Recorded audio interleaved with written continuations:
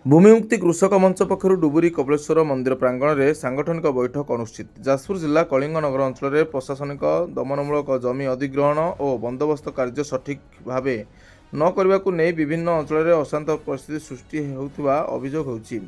ଶିଳ୍ପ ପାଇଁ ମାଟିର ମଣିଷକୁ ଅସୁବିଧାରେ ପକାଉଥିବାରୁ ବିରୋଧ କରି 29 ମୌଜା ଭୂମିମୁକ୍ତି କୃଷକ ମଞ୍ଚ ଆହ୍ୱାନକ୍ରମେ ଡୁବୁରିସ୍ଥିତ କପିଳେଶ୍ୱର ମନ୍ଦିର ପରିସରରେ ଏକ ସାଂଗଠନିକ ବୈଠକ ଅନୁଷ୍ଠିତ ହୋଇଥିବା ମଙ୍ଗଳବାର ଦିବା 2 ଘଟିକା ସମୟରେ ଦେଖିବାକୁ ମିଳିଛି।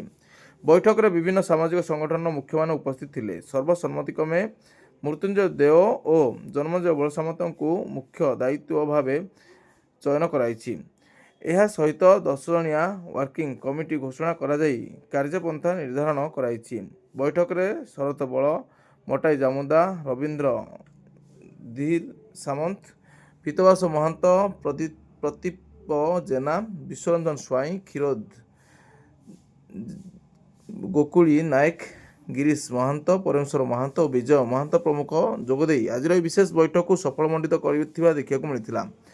ସଭାପତିଙ୍କ କହିବା ଅନୁସାରେ ଆଗାମୀ ଦିନରେ କୃଷକ ଓ ଜମି ମାଲିକମାନଙ୍କ ଅଧିକାର ସୁରକ୍ଷା ପାଇଁ ସଂଗଠନ ପକ୍ଷରୁ ବିଭିନ୍ନ କାର୍ଯ୍ୟକ୍ରମ ଗ୍ରହଣ କରାଯିବ।